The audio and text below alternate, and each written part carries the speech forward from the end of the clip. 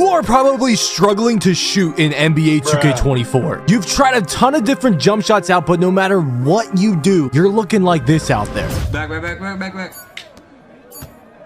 Game time. Shoot it.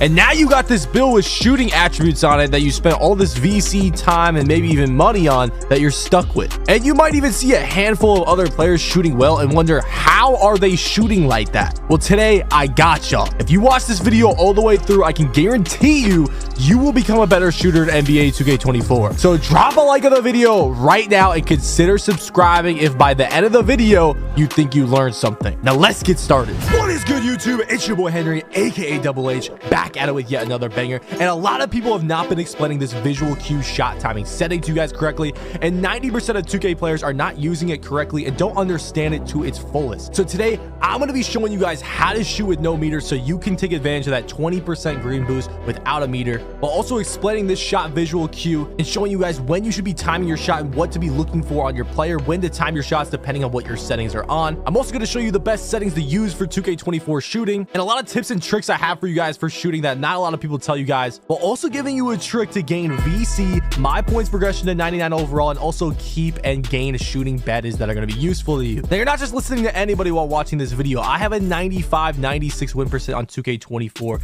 Here goes my record. You see I'm going crazy. I also have a top 20 3v3 pro-am team in the world right now, and it's only a week into the game and we're about to hit the highest rank diamond tier as our 3v3 pro-am team, and I run point guard for our team. I already have over 618 games played on 2K24 while shooting 60% from 3, and I have all types of builds and positions on this game, ranging from a 78 3-pointer, an 81 3-point, a 92 3-pointer, and I also have a bunch of teammates that have different builds with different ratings at different positions that also shoot very good on this game. So I have a lot of knowledge of what to not do, what to do, and how to become a better shooter in this game, because at the end of the day I truly want you, yes, you watching the video, to become better at this game, and this video should help you do that. So we're going to start with the settings, then we're going to give a couple tips and tricks on hot zones, progression, all that stuff. Then I'm going to teach you how to shoot without no meter, and then we're going to go diving deep into this visual shot cue stuff. So let's go ahead and start with the settings.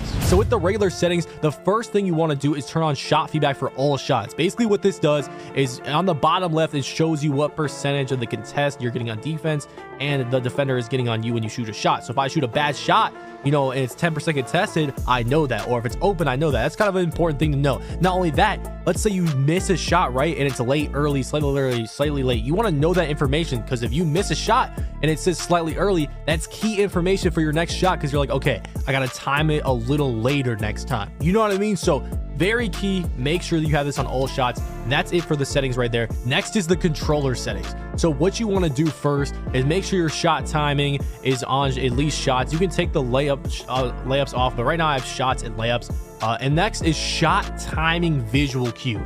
Now this is the most important setting when it comes to shooting. There's push, there's release, there's jump, there's set point. Now each of these are different jump shot cues to let you know when to time your shot, and all 4 of them are different ways to time your shot, and you would have to time your shot differently depending on what setting you have this on.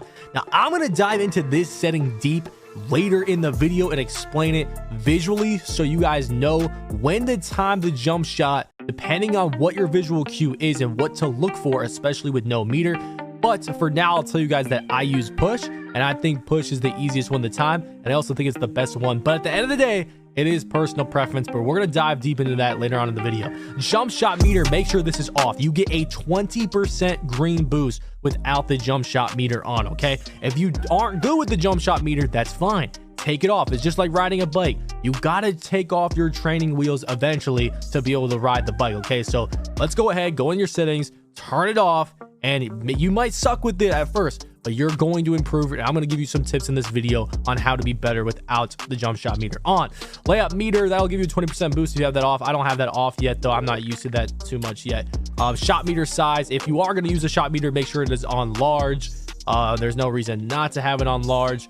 And outside of that, yeah, there's not really any other settings here.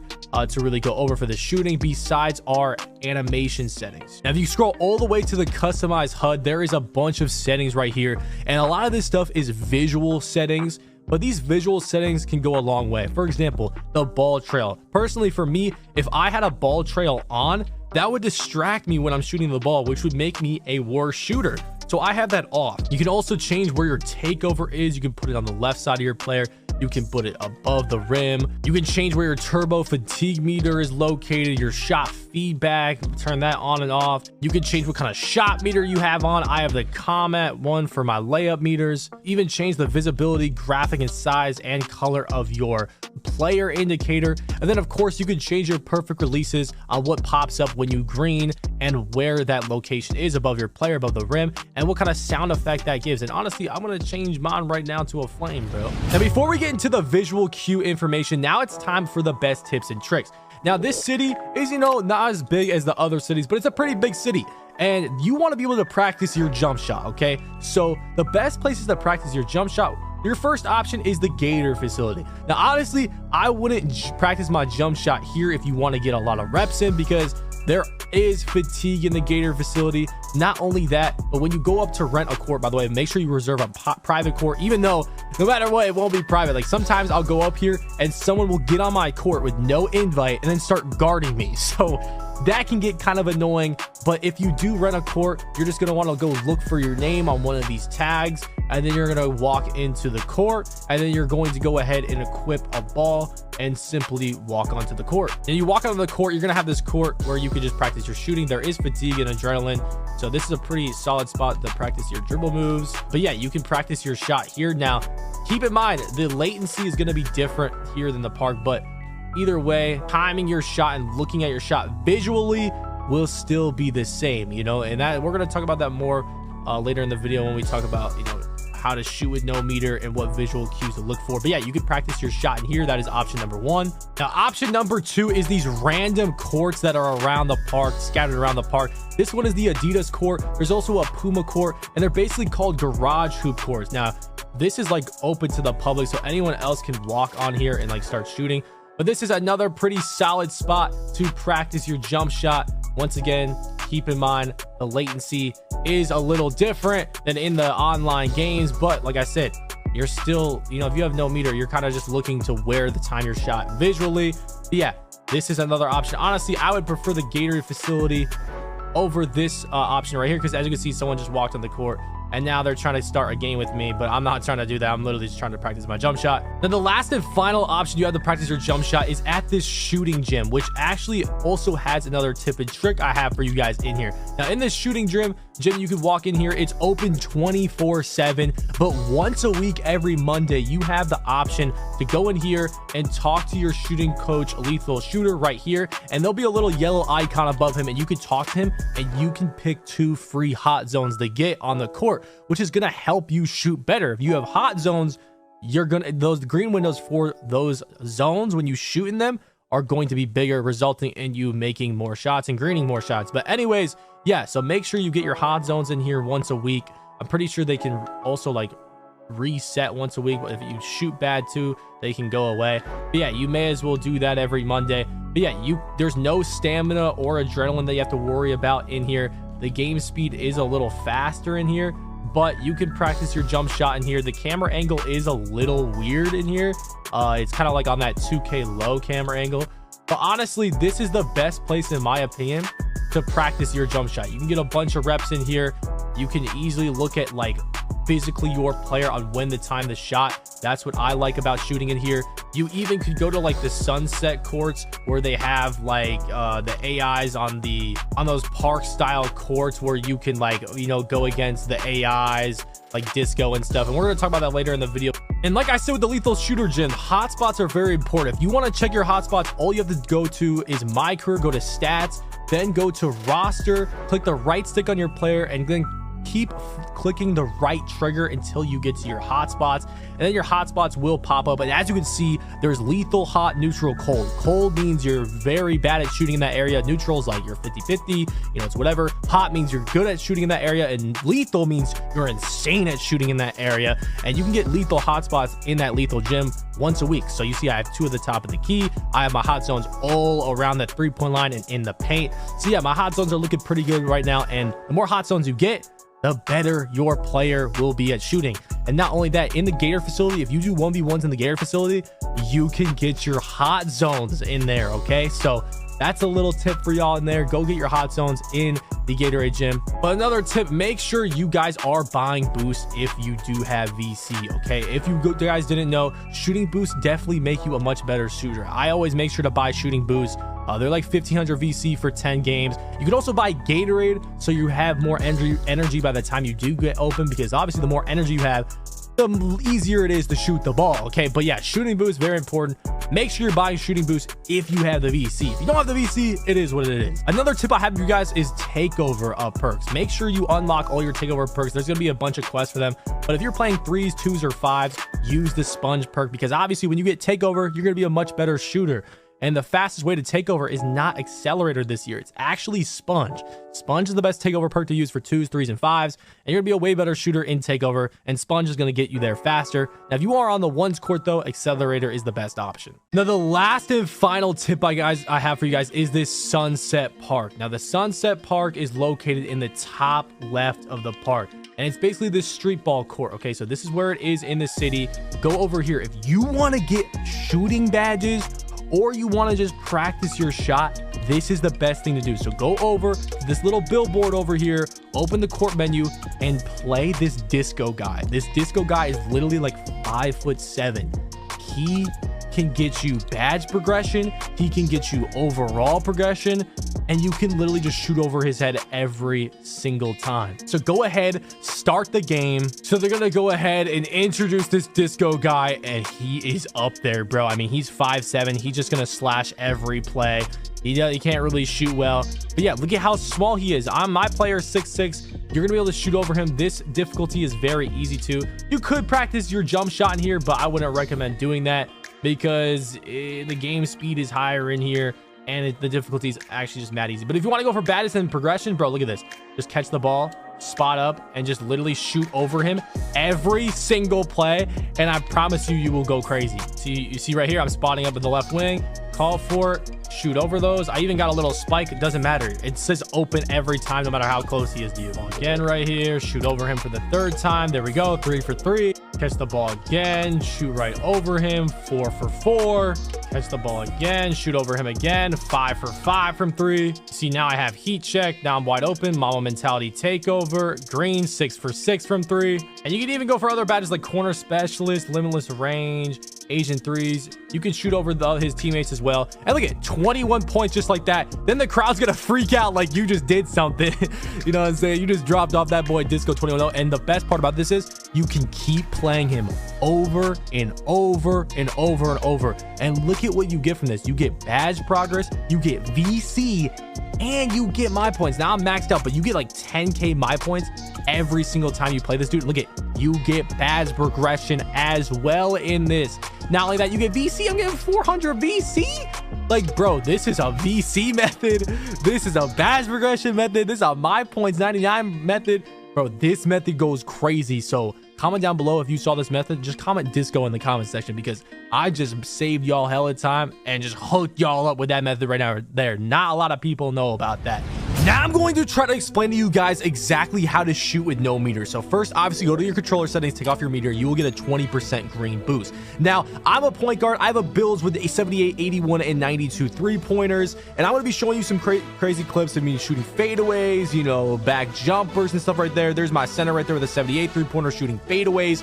And basically, you want to have a combination of muscle memory and looking at your players' visual cues to know when to time your jump shot, because you don't have that meter to look at to know when to time it. And this is why I can shoot some pretty crazy shots on here, whether it's fadeaways or whatever, and I know when to time my shot. Now, obviously, this full court right here is a little lucky, but yeah, let's look at this backhand fadeaway, right? The spin back, right?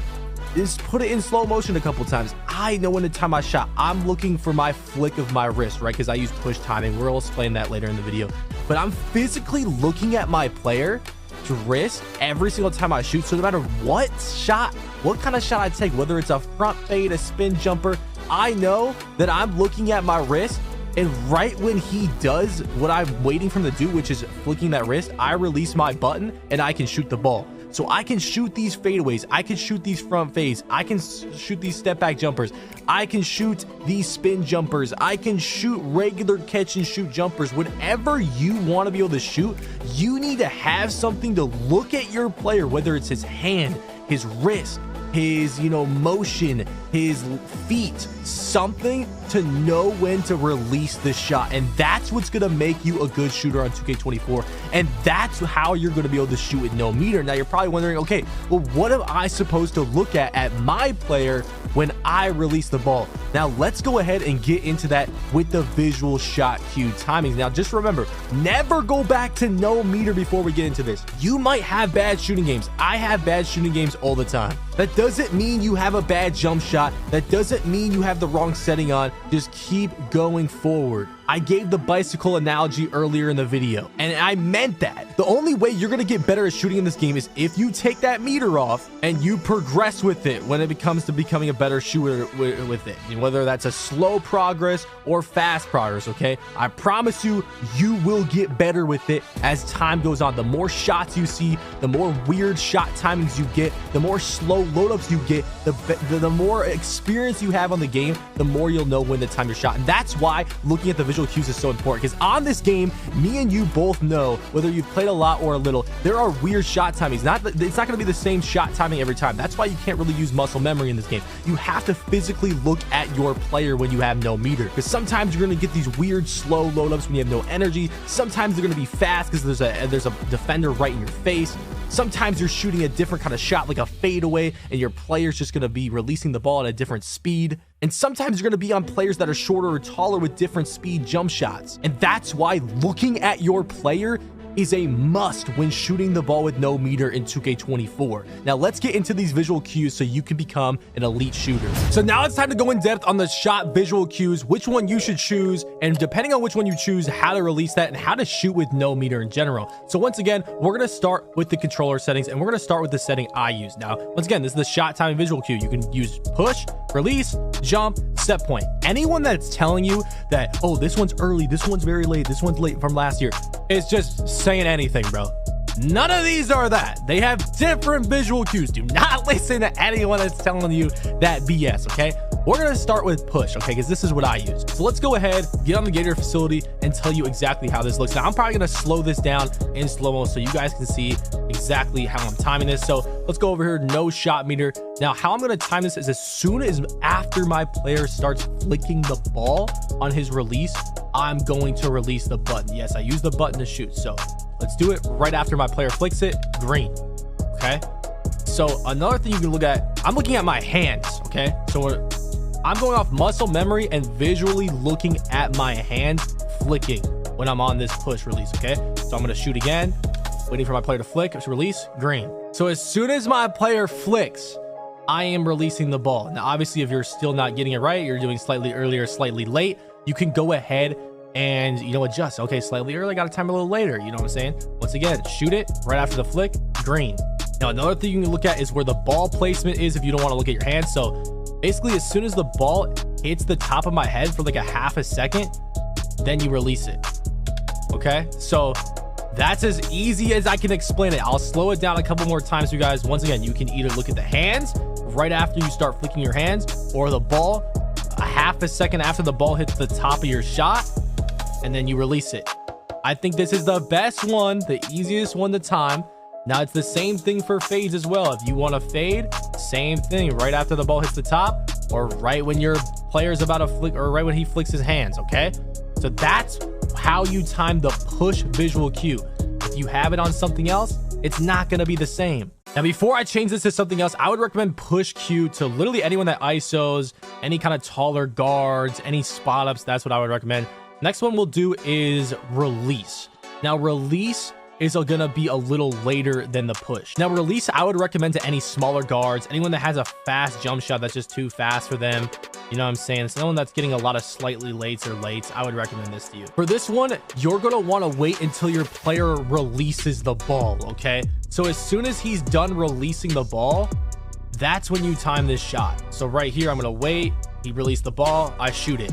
So the ball, as soon as the ball leaves my player's hands, so unlike the last one where I'm waiting for a flick, this one's, the ball has to be out of my hands when I let go. So the ball's out of my hands, green. So that's if you're looking at the ball. If you want to look at your hands, honestly, this is a bad one to look at your hands.